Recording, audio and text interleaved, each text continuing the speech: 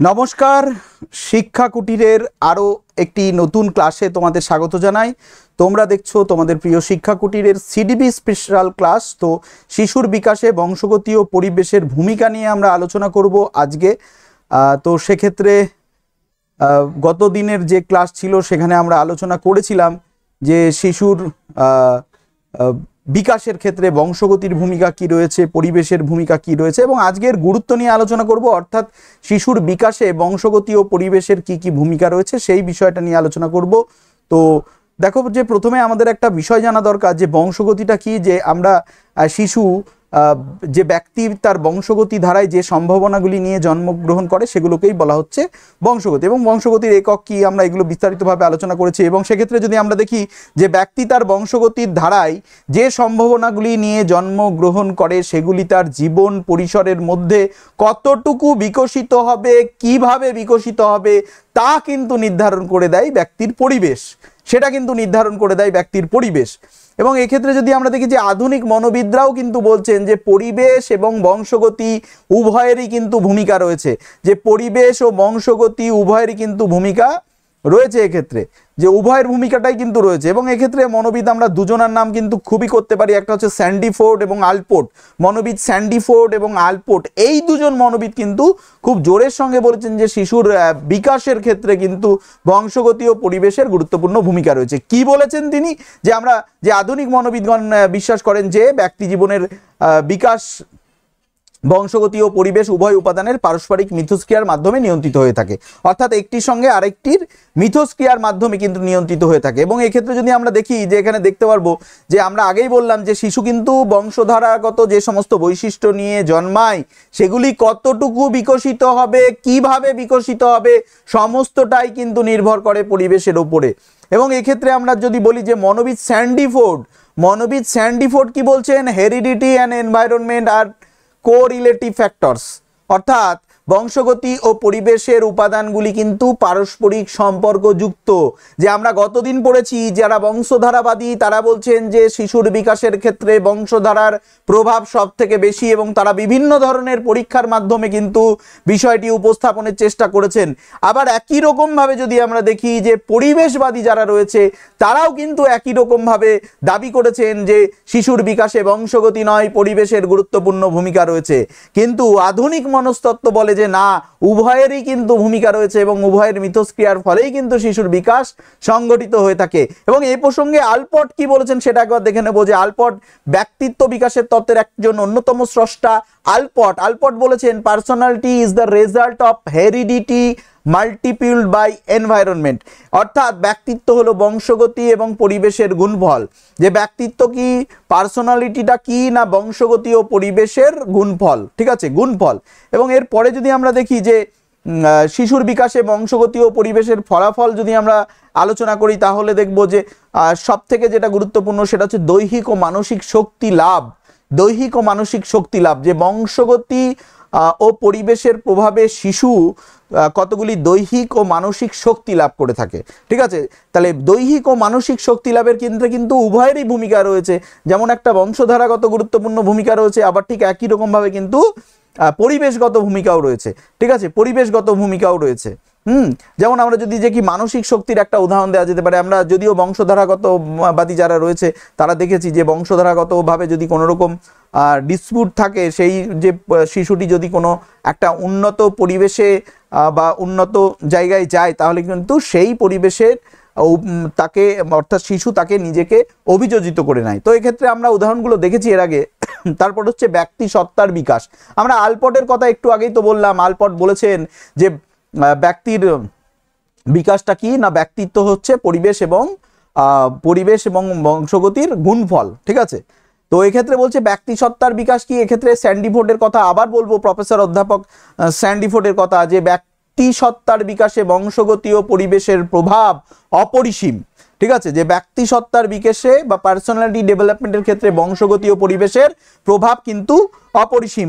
যে বংশগতির সম্ভাবনা নির্ধারণ করে পরিবেশ তাকে রূপায়িত করে, ঠিক আছে, পরিবেশ তাকে রূপায়িত করে। যে বংশগতির সম্ভাবনা নির্ধারিত করে, অর্থাৎ কি সম্ভাবনা শিক্ষার্থীর মধ্যে রয়েছে এবং পরিবেশ সেটাকে কিন্তু বাস্তবায়িত করতে সাহায্য করে থাকে। একটি আরেকটির সঙ্গে পরিপূরক অর্থাৎ রিলেটেড, এবং সেই জন্য স্যান্ডিফোর্ড কি বলছেন, heredity and environment are correlative factor, অর্থাৎ দুটোই কিন্তু আন্তঃসম্পর্কযুক্ত একটি উপাদান বলতে পারো, প্রক্রিয়া বলতে পারো। কারণ কি, যে বংশগতি হচ্ছে শিশুর মধ্যে যে সম্ভাবনা আছে সেগুলোকে নির্ধারিত করে, সেগুলো কি সম্ভাবনা রয়েছে সেগুলো নির্ধারিত করে, এবং সেটাকে বাস্তবে রূপদান করে কে না, বাস্তবে রূপদান করে কিন্তু পরিবেশ। নেক্সট আমরা দেখব যে পূর্ব নির্ধারিত প্রকৃতির বিকাশ। পূর্ব নির্ধারিত প্রকৃতির বিকাশ বলতে কি বোঝানো হয়েছে না, বংশগতি প্রকৃতি পূর্ব নির্ধারিত। যে বংশগতি মানে কি, আমরা বংশগতি সূত্রে যে সমস্ত বৈশিষ্ট্যগুলো পাই সাধারণত সেগুলো আগে থেকে, যে মা বাবার বৈশিষ্ট্যগুলো শিক্ষার্থীর মধ্যে আসে বা শিশুর মধ্যে আসে, এগুলো পূর্ব নির্ধারিত। একে যেমন অর্জন করা যায় না, এটাকে অর্জন করা যায় না, এটা আপনা আপনিই আসে, তেমনই আবার পরিবর্তনও করা যায় না, কারণ আমরা বংশধারাগত যে সমস্ত বৈশিষ্ট্যগুলো অর্জন করে থাকি সেগুলোর কিন্তু কোনো রকম পরিবর্তন করা যায় না। কিন্তু পরিবেশের সহযোগিতায় তাকে বিকশিত করা সম্ভব, তাকে ডেভেলপ করা সম্ভব। কাজেই বলা যায় বংশগতি ও পরিবেশের সম্পর্কটি নিছক গাণিতিক সম্পর্ক নয়, গাণিতিক যোগের সম্পর্ক নয়। প্রত্যেক জীব বংশগতি ও পরিবেশের গুণফলের সমষ্টি। প্রত্যেকটা জীবই হচ্ছে কি না, পরিবেশ ও ব্যক্তিত্বের মানে পরিবেশ ও বংশগতির গুণফলের সমষ্টি। এবং এই ক্ষেত্রে যদি দেখি যে বংশগতি হচ্ছে ব্যক্তিত্ব, ব্যক্তিত্ব হচ্ছে কি বংশগতি ও পরিবেশ, ব্যক্তিত্ব সমান সমান কি বংশগতি ও পরিবেশ উভয়ই। আমরা আলপটকে স্মরণ করে বলতে পারি এটা কিন্তু উভয় মানে তোমার গুণফলকে বোঝানো হচ্ছে। তো অভ্যন্তরীণ এবং বাহ্যিক গুণাবলীর বিকাশ, যে অভ্যন্তরীণ এবং বাহ্যিক গুণাবলীর বিকাশে কি বোঝানো হচ্ছে, যে বংশগতি প্রভাব বিস্তার করে দেহ, বুদ্ধি, মনোপ্রকৃতি, ব্যক্তিত্ব ইত্যাদি অভ্যন্তরীণ গুণাবলীর ওপর, কিন্তু নৈতিক সামাজিক বৈশিষ্ট্যগুলির ওপর পরিবেশের প্রভাবই বেশি থাকে। যে অভ্যন্তরীণ যে সমস্ত শিক্ষার্থীর বৈশিষ্ট্য আছে সেগুলোর ওপরে কিন্তু পরিবেশের তুলনায় বংশগতির প্রভাবটা অনেক অনেক বেশি থাকে। কিন্তু বাহ্যিক যে সমস্ত গুণাবলী রয়েছে যেমন সামাজিক বৈশিষ্ট্য, নৈতিক বৈশিষ্ট্য, এই সমস্ত বৈশিষ্ট্যের উপরে কিন্তু পরিবেশের প্রভাবটা সবথেকে বেশি থাকে, পরিবেশের প্রভাবটা কিন্তু সবথেকে বেশি থাকে। তো এরপরে যেটা আমরা আলোচনা করব যে অভ্যাস ও চরিত্র গঠনের ক্ষেত্রেও কিন্তু বংশগতি ও পরিবেশের গুরুত্বপূর্ণ ভূমিকা রয়েছে। যে শিশুর অভ্যাস এবং স্বভাব চরিত্র কেমন হবে সেটা যেমন বংশগতির দ্বারা নির্ধারিত হয়, আবার ঠিক একই রকমভাবে কিন্তু পরিবেশের ওপরও নির্ধারিত হয়ে থাকে। ঠিক আছে, পরিবেশের ওপরও নির্ধারিত হয়ে থাকে যে তার চরিত্র কেমন হবে, তার অভ্যাস কেমন হবে। ঠিক আছে, তার বংশধারা এবং পরিবেশ আমরা তো আগেই বলেছি যে একে অপরের পরিপূরক দুটো রয়েছে। এবং প্রাক্ষবিক বিকাশ অর্থাৎ ইমোশনাল ডেভেলপমেন্টের ক্ষেত্রেও কিন্তু উভয়ের সমান গুরুত্ব রয়েছে।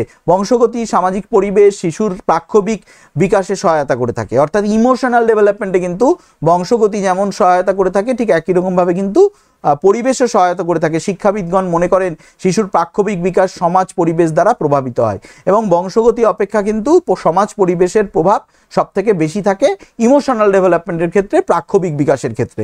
নেক্সট হচ্ছে সামাজিক শৃঙ্খলাবোধের বিকাশ, অর্থাৎ আমাদের যে শৃঙ্খলা বোধ তৈরি হয় সেটাও কিন্তু বংশগতি ও পরিবেশ দ্বারা নির্ধারিত হয়ে থাকে। যে বংশগতি ও পরিবেশের প্রভাবে ব্যক্তির মধ্যে সামাজিক শৃঙ্খলা বোধের বিকাশ ঘটে, যার ফলে ব্যক্তির সামাজিকতা বোধ, নিয়মানুবর্তিতা, শৃঙ্খলা বোধ এই সমস্ত সামাজিক গুণাবলীর বিকাশ সাধন হয়ে থাকে। ঠিক আছে, তাহলে কি যে এই যে সামাজিক শৃঙ্খলা বোধের কথা বললাম এটা যেমন বংশধারাগতভাবে প্রাপ্ত হতে পারে, ঠিক একই রকমভাবে কিন্তু আবার তোমার যে সমস্ত সামাজিক গুণাবলীর কথা বলা হচ্ছে সেগুলো কিন্তু পরিবেশ দ্বারাও নির্ধারিত হয়ে থাকে। ঠিক আছে, এবং তারপরে যে সৃজন ক্ষমতার বিকাশ অর্থাৎ নতুন নতুন ক্ষমতার বিকাশ, যে বংশগতি ও পরিবেশ উভয় উপাদানের প্রভাবে ব্যক্তির মধ্যে সৃজনধর্মী ক্ষমতার বিকাশ ঘটে থাকে, যা তাকে নতুন নতুন অধিকারে প্রেরণা যোগায়, নতুন নতুন সৃষ্টিতে প্রেরণা যোগায়। ঠিক আছে, তো পরিবেশের যেমন ভূমিকা আছে বংশগতিরও ভূমিকা আছে সৃজন ক্ষমতার বিকাশের ক্ষেত্রে। সৃজন মানে নতুন নতুন উদ্ভাবনী ক্ষমতার কথা এখানে বলা হচ্ছে। তারপরে ভাষার বিকাশ অর্থাৎ ল্যাঙ্গুয়েজ ডেভেলপমেন্টের ক্ষেত্রেও কিন্তু তোমার বংশগতি ও পরিবেশের সমান গুরুত্বপূর্ণ ভূমিকা রয়েছে, কারণ শিশু যে সমাজে জন্মগ্রহণ করে সেই সমাজেই কিন্তু শিশু ভাষা শিখে থাকে, সেই সমাজেই কিন্তু ভাষা শেখে। তো সেক্ষেত্রে কিন্তু ভাষার বিকাশের ক্ষেত্রে বংশগতির যেমন ভূমিকা আছে তার থেকেও কিন্তু গুরুত্বপূর্ণ ভূমিকা রয়েছে পরিবেশের। ঠিক আছে, কারণ শিশু যে পরিবেশে বেড়ে উঠবে সেই পরিবেশের ভাষাটাই কিন্তু সে আয়ত্ত করে থাকে। তো সেই কারণে শিশু ভাষার বিকাশের ক্ষেত্রে কিন্তু বংশগতি ও পরিবেশের উভয়েরই ভূমিকা রয়েছে। এবং এক্ষেত্রে আমরা বলতে পারি যে বংশগতি ও পরিবেশ সম্পর্কে উডওয়ার্থ, মনোবিদ, বিখ্যাত মার্কিন মনোবিদ উডওয়ার্থ বলেছেন কি, যে বংশগতি নিজে নিজেই বিকশিত হয়, অর্থাৎ বংশগতি আমরা তো জন্মসূত্রে পেয়ে থাকি, তাই বংশগতিটা নিজে নিজেই বিকশিত হয়ে থাকে। এ কথা না বলে বরং বলা উচিত শিশুর বিকাশে পরিবেশ ও বংশগতির বিকাশের ওপরই নির্ভর করে। অর্থাৎ শিশুর ডেভেলপমেন্টটা কিসের ওপর নির্ভর করে? শিশুর ডেভেলপমেন্ট কিন্তু নির্ভর করে পরিবেশ ও বংশগতি উভয়ের ওপরই নির্ভর করে থাকে। যে শিশুর বিকাশটা যে পরিবেশ ও বংশগতির বিকাশের ওপরই নির্ভর করছে, এ কথা কিন্তু বলার মানে না বলার অবকাশ নেই। তো সেক্ষেত্রে আমরা যেটা জানলাম যে শিশুর বংশগতি ও বিকাশের ফলে কোন কোন দিকগুলো প্রস্ফুটিত হয়ে আসে, সেই সমস্ত বিষয়গুলো আজকে আমরা তোমাদের সামনে তুলে ধরলাম। তো সেক্ষেত্রে পরবর্তী ক্লাসে আমরা আলোচনা করব নেক্সট ইউনিট। আমাদের ইউনিট 2টা কমপ্লিট হয়ে গেল, আমরা পরবর্তী ক্লাসে পরের ইউনিটটা নিয়ে আলোচনা করব। তো ততক্ষণের জন্য ভালো থেকো, দেখতে থাকো শিক্ষাকুটি। ধন্যবাদ।